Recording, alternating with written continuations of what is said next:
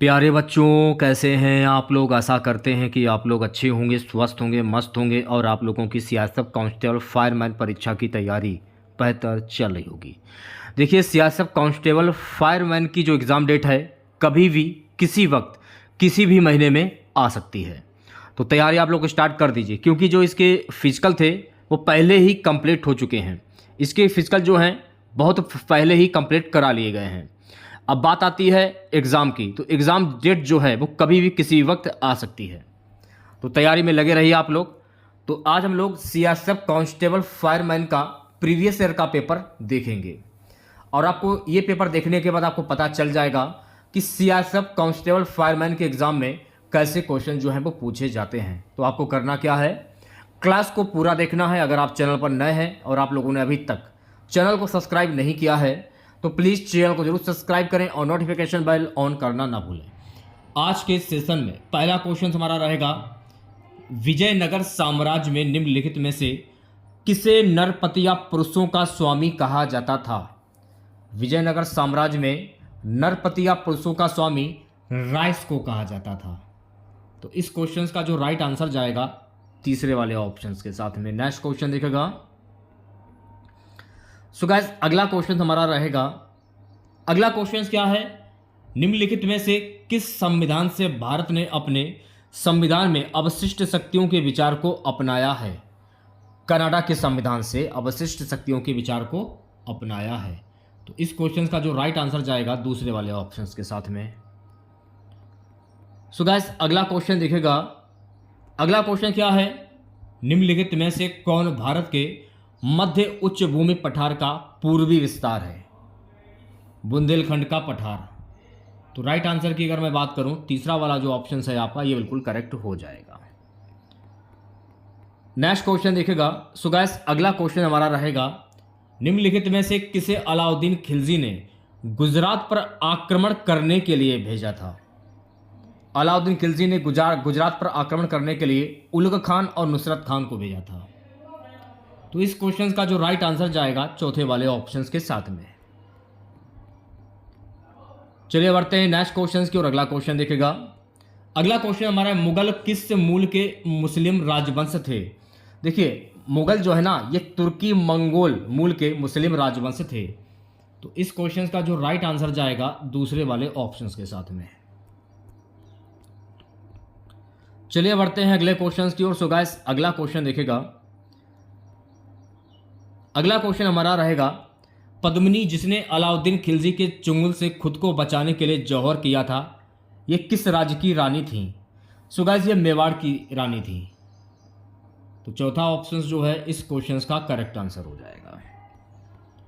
So guys, अगला question देखेगा, निम्नलिखित में से कौन सा एक मात्रात्मक साधन है जिसका उपयोग आरबीआई मुद्रा आपूर्ति को नियंत्रित करने के लिए करता है। वो मात्रात्मक साधन है बैंक दर। तो चौथा ऑप्शन जो है गाइस इस क्वेश्चन का करेक्ट आंसर हो जाएगा। देखिए, भारतीय रिजर्व बैंक के बारे में कुछ महत्वपूर्ण बातें उन्हें जान लीजिए। अगर आपसे पूछ लिया जाए भारतीय रिजर्व बैंक की स्थापना कब हुई थी, तो भारतीय रिजर्व बैंक की स्थापना 1 अप्रैल 1935 को हुई थी। कहां पर हुई थी? कोलकाता में।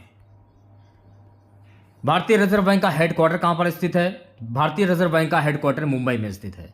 भारतीय रिजर्व बैंक के पहले गवर्नर कौन थे? तो भारतीय रिजर्व बैंक के पहले गवर्नर थे सर ओस्बोर्न ए स्मिथ। भारतीय रिजर्व बैंक के वर्तमान में गवर्नर कौन है, अगर आपसे ये पूछ लिया जाए तो भारतीय रिजर्व बैंक के वर्तमान में गवर्नर हैं संजय मल्होत्रा। तो ये सारे फैक्ट आपको ध्यान में रखने हैं। चलिए बढ़ते हैं नेक्स्ट क्वेश्चन की और अगला क्वेश्चन देखेगा सभी बच्चे। अगला क्वेश्चन हमारा है, नागार्जुन कोंडा में बौद्ध स्तूपों के बारे में कौन सा कथन गलत है। भारतीय और यूनानी विशेषताएं और शैलियां आपस में जुड़ी हुई हैं। तो पहला वाला ऑप्शन जो है गाइस इस क्वेश्चन का करेक्ट आंसर हो जाएगा। सो गाइस, अगला क्वेश्चन देखेगा। अगला क्वेश्चन क्या है कि तमिलनाडु के नागापट्टिनम जिले में कोरोमंडल तट का निचला अंतरीय हेडलैंड कौन सा है।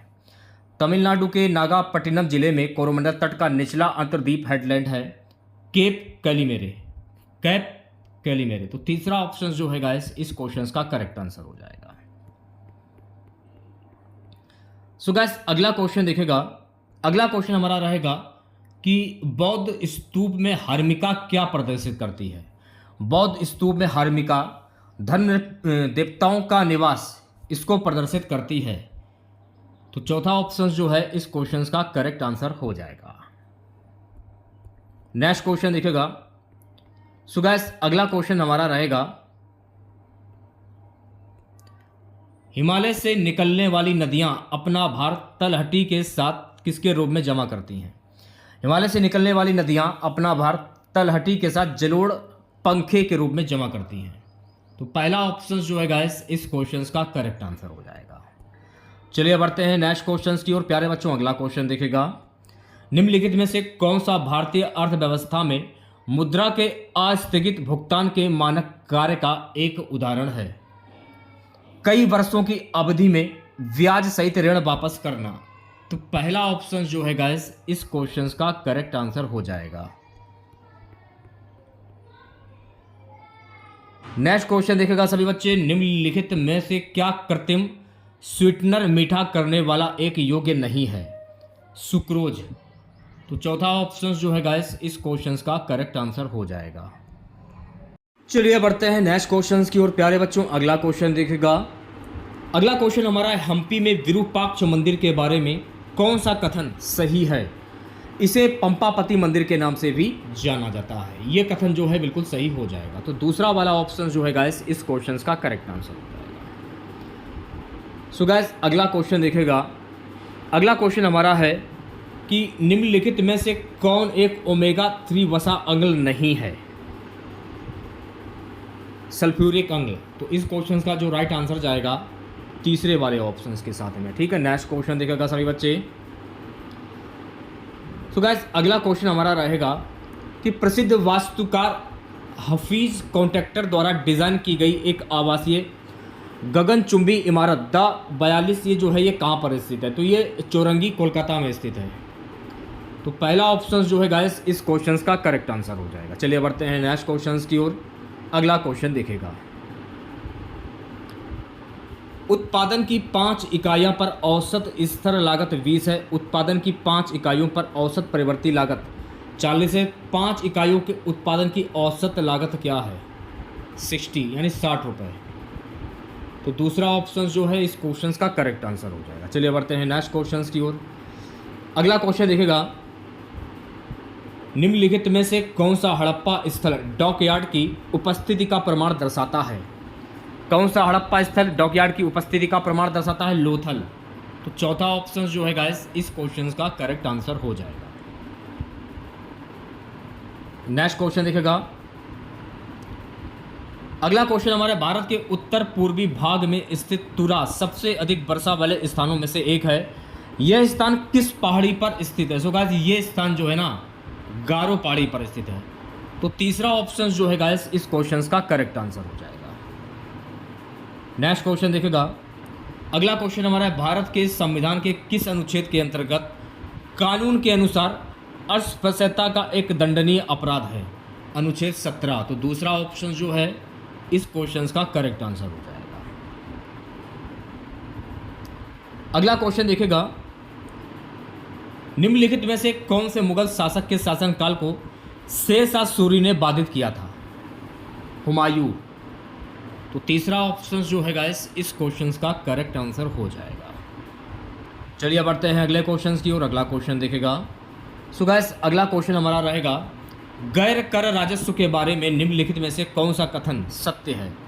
गैर कर राजस्व के बारे में कौन सा कथन सत्य है, यह फी और शुल्क के माध्यम से उत्पन्न होता है। तो चौथा ऑप्शन जो है इस क्वेश्चन का करेक्ट आंसर हो जाएगा। सो गाइस अगला क्वेश्चन देखेगा, अगला क्वेश्चन हमारा रहेगा, पौधे जो भारत के बाहर से आए हैं ये पौधे क्या कहलाते हैं। पौधे जो भारत के बाहर से आए हैं ये पौधे विदेशी पौधे कहलाते हैं। तो राइट आंसर की बात करूं पहला ऑप्शन जो है इस क्वेश्चन का करेक्ट आंसर होगा। सो गाइस अगला क्वेश्चन देखिएगा, यहाँ से देखिए आपके हिंदी के क्वेश्चन जो हैं वो स्टार्ट हो जाते हैं। निम्नलिखित वाक्य को ध्यान पूर्वक पढ़ें और रिक्त स्थान की पूर्ति तद्भव शब्द से करें। ध्यान रहे कभी भी मुख से बुरे ना निकलें। अब देखिए, मुख से बुरे ना निकलें, तो मुख से बुरे क्या ना निकलें, शब्द ना निकलें। शब्द जो है ना, वो आपका शुद्ध हिंदी भाषा का शब्द है, लेकिन जो शब्द है ये आपका संस्कृत भाषा का शब्द है। ऐसे शब्द जो हिंदी भाषा से उत्पन्न हुए हों वो आपके तद्भव शब्द कहलाते हैं, लेकिन जो शब्द जो है ना, ये आपका शुद्ध शब्द हिंदी का हो जाएगा। तो शब्द ना निकले, मुँह से शब्द ना निकले, चौथा ऑप्शन जो है इस क्वेश्चन का करेक्ट आंसर हो जाएगा। थोड़ा सा दिमाग लगाने की ज़रूरत होती है, पेपर बहुत सिंपल सा पूछा जाएगा, इतना हार्ड नहीं पूछा जाएगा जी आप कर ना पाएँ, थोड़ी प्रैक्टिस करने की ज़रूरत रहती है। अगला क्वेश्चन देखेगा, निम्नलिखित विकल्पों को ध्यानपूर्वक देखें और बताएं कि कौन सा विकल्प तनु शब्द का अर्थ प्रस्तुत नहीं करता। कौन सा शब्द है जो कि तनु शब्द का अर्थ प्रस्तुत नहीं करता है। तनु माने शरीर भी हो जाता, पतला भी, कोमल, लेकिन जो विमान है ना, ये शब्द अर्थ प्रस्तुत नहीं करता है। तो दूसरा ऑप्शन जो है गाइस इस क्वेश्चन का करेक्ट आंसर। चलिए बढ़ते हैं नेक्स्ट क्वेश्चन की ओर। अगला क्वेश्चन देखेगा सभी बच्चे, निम्नलिखित में एक वाक्य सही नहीं है। चार ऑप्शंस आपके सामने, तत्पुरुष समास के 4 भेद होते हैं, ये जो वाक्य है ये सही नहीं है। तो तीसरा वाला ऑप्शन जो है इस क्वेश्चन का करेक्ट आंसर हो जाएगा। वैसे तो तत्पुरुष के कुल 6 भेद होते हैं। कौन कौन से होते हैं? कर्म तत्पुरुष, करण तत्पुरुष, संप्रदान तत्पुरुष, अपादान तत्पुरुष, संबंध तत्पुरुष और अधिकरण तत्पुरुष। तो ये भी आपको ध्यान में रखना है। नेक्स्ट क्वेश्चन देखेगा। सो गाइस अगला क्वेश्चन हमारा रहेगा, मैं गाने की कसरत कर रहा हूँ, इस वाक्य में कहाँ अशुद्धि है? मैं गाने की कसरत कर रहा हूँ, मैं गाने की कसरत कर रहा हूँ।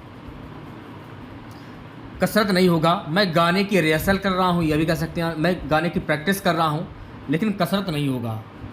तो चौथा ऑप्शन जो है इस क्वेश्चन का करेक्ट आंसर हो जाए। देखिए ऐसे क्वेश्चन जो है आपको अपने दिमाग से सही करने होंगे, इसके लिए कोई ट्रिक वगैरह नहीं होती है। अगला क्वेश्चन देखिएगा। सो गाइस अगला क्वेश्चन क्या है, निम्न विकल्पों में से कौन सा शब्द मदिरा का पर्यायवाची अर्थ नहीं है? दारू, कादम्बरी, मधु। देखिए केकी जो है ना, केकी, ये मदिरा शब्द का पर्यायवाची शब्द नहीं है, लेकिन दारू हुआ, कादम्बरी हुआ, मधु हुआ, ये सभी शब्द जो है मदिरा के पर्यायवाची शब्द हैं। लेकिन मदिरा का जो केकी जो है ना, केकी, ये मदिरा का पर्यायवाची शब्द नहीं है। तो तीसरा ऑप्शन जो है गाइस इस क्वेश्चन का करेक्ट आंसर हो जाएगा। अब आपके मन में एक बात और आ रहा होगा कि केकी जो है ये किसका पर्यायवाची शब्द है? तो केकी जो है ना, ये मोर का पर्यायवाची शब्द है, ना कि मदिरा का। सो गाइस अगला क्वेश्चन देखेगा, निम्नलिखित इनमें से वयोवृद्ध शब्द का सही संधि विच्छेद क्या होता है? तो वयोवृद्ध का संधि विच्छेद होता है वयधन वृद्ध। तो दूसरा ऑप्शन जो है इस क्वेश्चन का करेक्ट आंसर हो जाएगा। अगर आपसे ये पूछ लिया जाए कि वयोवृद्ध में प्रयुक्त संधि कौन सी होगी, तो यहाँ पर हो जाएगी विसर्ग संधि। तो ये भी आपको ध्यान में रखना है। चलिए बढ़ते हैं नेक्स्ट क्वेश्चन की ओर। अगला क्वेश्चन देखेगा सभी बच्चे, संरचना के आधार पर निम्न में से कौन सा क्रिया का भेद नहीं है? संरचना के आधार पर निम्न में से कौन सा क्रिया का भेद नहीं है? सकर्मक क्रिया का भेद नहीं है। तो राइट आंसर की अगर मैं बात करूं, चौथा ऑप्शन जो है गाइस इस क्वेश्चन का करेक्ट आंसर हो जाएगा। प्यारे बच्चों अगला क्वेश्चन देखिएगा। अगला क्वेश्चन क्या है कि निम्नलिखित विकल्पों में से निर्भय का संधि विच्छेद क्या होगा? निर्भय का संधि विच्छेद होता है निधन भय। क्या होता है? निधन भय। तो चौथा ऑप्शन जो है गाइस इस क्वेश्चन का करेक्ट आंसर हो जाएगा। अगर आपसे ये पूछ लिया जाए कि निर्भय में प्रयुक्त संधि कौन सी होगी, तो निर्भय में प्रयुक्त संधि हो जाएगी विसर्ग संधि। तो ये भी आपको ध्यान में रखना है। अगला क्वेश्चन देखेगा सभी बच्चे। अगला क्वेश्चन क्या है, ध्यानपूर्वक देखेगा वीडियो को, छोड़कर बीच से कोई बच्चा नहीं जाएगा। इस परीक्षा केंद्र पर पहुंचने के लिए बहुत दूर उसने पैदल चला। वाक्य के जिस खंड में त्रुटि है उनका विकल्प चुनिए। इस परीक्षा केंद्र पर पहुंचने के लिए बहुत दूर तक उसने पैदल चला। मैंने पढ़ा और मेरे समझ में आ गया कि किसमें त्रुटि है। उसने पैदल चला, वो पैदल चला। इस परीक्षा केंद्र पर पहुंचने के लिए बहुत दूर तक राम पैदल चला या वो पैदल चला, उसने पैदल चला, ये कैसे होगा? तो तीसरे वाले जो है जो त्रुटि है। तो चौथा ऑप्शन जो है इस क्वेश्चन का करेक्ट आंसर हो जाएगा। अगला क्वेश्चन क्या है, गोदान प्रेमचंद्र की सर्वोत्तम रचना है। वाक्य के रेखांकित शब्द के स्थान पर अधिकरण तत्पुरुष के अनुरूप सर्वाधिक उपयुक्त समास विग्रह चुनकर वाक्य पूर्ण करें। सर्वोत्तम, सर्व में उत्तम, इसका समास विग्रह क्या होगा? सर्व में उत्तम। तो इसमें ज़्यादा दिमाग लगाने की ज़रूरत नहीं है, तो पहला ऑप्शन करेक्ट हो जाएगा। अच्छा, अगर आप लोगों से ये पूछ लिया जाए कि सर्वोत्तम में प्रयुक्त समास कौन सा होगा? सर्वोत्तम में सर्व यानी सर्वश्रेष्ठ, उत्तम श्रेष्ठ की विशेषता बता रहा है। तो जब कर्मदास में दो पद होते हैं जिनका पहला पद पूर्व पद और दूसरे पद उत्तर पद की विशेषता या वर्ण करता है, तो यहाँ पर विशेषता की बात हो रही है। तो यहाँ पर सर्वोत्तम में सर्व, सर्वश्रेष्ठ, उत्तम श्रेष्ठ की विशेषता बता रहा है, इसलिए यहाँ पर हो जाएगा कर्मधारय समास। कौन सा समास होगा? कर्मधारय समास। तो ये भी फैक्ट आपको ध्यान में रखना है, ठीक है। चलिए बढ़ते हैं नेक्स्ट क्वेश्चन की ओर। अगला क्वेश्चन देखिएगा, निष्ठुर का पर्यायवाची शब्द निम्न में से है। देखिए, निष्ठुर का पर्यायवाची शब्द होता है निषेध, तो दूसरा ऑप्शन जो है इस क्वेश्चन का करेक्ट आंसर हो जाएगा। अगला क्वेश्चन देखिएगा। सो गाइस, अगला क्वेश्चन हमारा रहेगा, सूर्योदय से पहले का समय इस वाक्यांश के लिए सार्थक शब्द क्या होगा? तो सूर्योदय से पहले के समय को हम क्या कहते हैं? उषा काल कहते हैं। तो इस क्वेश्चन का जो राइट आंसर जाएगा दूसरे वाले ऑप्शन के साथ में। नेक्स्ट क्वेश्चन देखेगा सभी बच्चे। सो गाइस, अगला क्वेश्चन हमारा रहेगा कि कौड़ी कौड़ी का मोहताज, इस मुहावरे का अर्थ चयन कीजिए। कौड़ी कौड़ी का मोहताज, इसका मुहावरा क्या होगा? अत्यंत गरीब होना, अत्यंत निर्धन होना, ठीक है। तो अत्यंत निर्धन होना, कौड़ी कौड़ी का मोहताज। तो तीसरा ऑप्शन जो है इस क्वेश्चन का करेक्ट आंसर हो जाएगा। चलिए बढ़ते हैं नेक्स्ट क्वेश्चन की ओर। सो गाइस, अगला क्वेश्चन देखेगा, सर्वोचित शब्द से दिया गया वाक्य पूर्ण करें। मैं डैश भविष्य में विदेश जाने की सोच रहा हूँ। मैं आसन भविष्य में विदेश जाने की सोच रहा हूँ। तो दूसरा ऑप्शन जो है इस क्वेश्चन का करेक्ट आंसर। देखिए, पर्यायवाची शब्द हुए, विलोम शब्द हुए, खाली रिक्त स्थान वाले शब्द हुए, इन्हें आपको खुद करना होगा। इसमें कोई ट्रिक नहीं होता है, जिसमें ट्रिक का प्रयोग होता है वो मैं आपको करा देता हूँ। अगला क्वेश्चन क्या है? अरविंद पंकज, इन पर्यायवाची शब्दों का अर्थ क्या होता है? तो अरविंद पंकज जो है ना, ये कमल के पर्यायवाची शब्द होते हैं। तो चौथा ऑप्शन जो है इस क्वेश्चन का करेक्ट आंसर हो जाएगा। अब देखिए, कमल के पर्यायवाची शब्द कौन कौन से होते हैं? जैसे सरोज हुआ, पंकज हुआ, जलज हुआ, नीरज हुआ, अंबुज हुआ, अरविंद हुआ, उत्पल हुआ, पुंडरीक हुआ। ये सभी शब्द जो है ना, ये कमल के पर्यायवाची शब्द होते हैं। चलिए बढ़ते हैं अगले क्वेश्चन की ओर। अगला क्वेश्चन देखेगा, उचित तत्सम शब्द का चयन कर निम्नलिखित वाक्यों को पूर्ण करें। यहाँ का राजा भिखारी के डैश में घूमकर अपनी प्रजा का हाल जानता है। तो तत्सम शब्द को पहचानने का तरीका क्या है? यानी ऐसे शब्द जो संस्कृत भाषा से उत्पन्न हुए हों वो तत्सम शब्द कहलाते हैं। तो भेष जो है ना, भेष आपका जो है ये संस्कृत भाषा का शब्द है, भेष। तो भेष जो है ना, यहाँ पर भेष आ जाएगा। तो पहला ऑप्शन जो है इस प्रश्न का करेक्ट आंसर हो जाएगा। चलिए बढ़ते हैं नेक्स्ट क्वेश्चन की ओर। अगला क्वेश्चन देखेगा, दी गई लोक तृतीय का अर्थ निम्न में से है। खिसियानी बिल्ली खंबा नोचे। तो इसका मुहावरा क्या होगा? लोक तृतीय दी हो, अर्थ दिया हो, मुहावरा दिया हो, सभी एक ही चीज़ें होती हैं। खिसियानी बिल्ली खंबा नोचे, श्रम के मारे क्रोध करने लगना। खिसियानी बिल्ली खंबा नोचे। तो तीसरा ऑप्शन जो है इस क्वेश्चन का करेक्ट आंसर हो जाएगा। अगला क्वेश्चन देखिएगा, निम्नलिखित वाक्यांश हेतु सार्थक शब्द की पहचान करें। आदेश की अवहेलना। तो आदेश की अवहेलना, इसका सार्थक शब्द क्या होगा? आदेश की अवहेलना यानी अवज्ञा, अवज्ञा कह सकते हो इसे आप। तो दूसरा ऑप्शन जो है इस क्वेश्चन का करेक्ट आंसर हो जाएगा। नेक्स्ट क्वेश्चन देखिएगा, शिखर का पर्यायवाची शब्द निम्न में से है। देखिए, तुंग जो है ना, ये शिखर का पर्यायवाची शब्द होता है। तो दूसरा ऑप्शन जो है इस क्वेश्चन का करेक्ट आंसर हो जाएगा। चलिए बढ़ते हैं अगले क्वेश्चन की ओर। अगला क्वेश्चन देखेगा, परहित का अर्थ है पहना हुआ। परहित के अर्थ से वाक्य पूर्ण कीजिए। अचानक मैंने अपने भाई को मरा पाया। परहित का अर्थ है पहना हुआ, परहित के अर्थ में वाक्य पूर्ण करें। तो यह मरा हुआ जाएगा। तो तीसरा ऑप्शन जो है गाइस इस क्वेश्चन का करेक्ट आंसर हो जाएगा। अब देखिए, गद्यांश भी पूछा जाएगा, इसकी प्रैक्टिस आपको कर लेनी है। लगभग 5 क्वेश्चन जो हैं गद्यांश के पूछे जाएंगे। बिल्कुल फ्री के नंबर होते हैं, थोड़ा सा दिमाग लगाने की ज़रूरत होती है। सबसे पहले आपको करना क्या है, गद्यांश को करने का तरीका क्या है, गद्यांश को सबसे पहले पढ़ लीजिए, उसके बाद क्वेश्चंस को देखिए। आकाशगंगा तारों का महापरिवार है, शायद नदी की धारा की तरह दिखाई पड़ने के कारण इसका नाम आकाशगंगा पड़ा होगा। आकाश में कई आकाशगंगा, लेकिन पृथ्वी से केवल एक ही आकाशगंगा दिखाई पड़ती है जिसका नाम स्पाइरल गैलेक्सी है। हमारी आकाशगंगा पहिए की आकृति वाली है जिसके केंद्र तारक मछली की भांति भुजाएं निकलती प्रतीत होती हैं। आपको यह जानकर आश्चर्य होगा कि आकाशगंगा में लगभग 20 अरब तारे हैं। उनमें से तो अनेक तारे सूर्य से कई गुना जो है वो बड़े हैं। पृथ्वी से समतल पट्टी जैसी दिखने वाली इस आकाशगंगा को ऊपर या ठीक नीचे देखा जाए तो यह बीच में उभार लिए प्लेट से दिखेगी। इस आकाशगंगा के केंद्रों में तारों का भारी जमघट है। यही जमघट उभार की तरह दिखता है।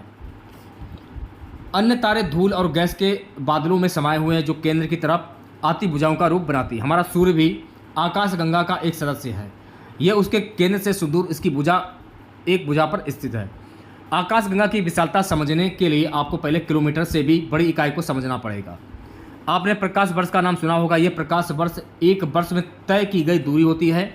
आकाशगंगा इतनी विशाल है कि एक छोर से दूसरे छोर की दूरी लगभग 1 लाख प्रकाश वर्ष है। अब क्वेश्चन देखिएगा।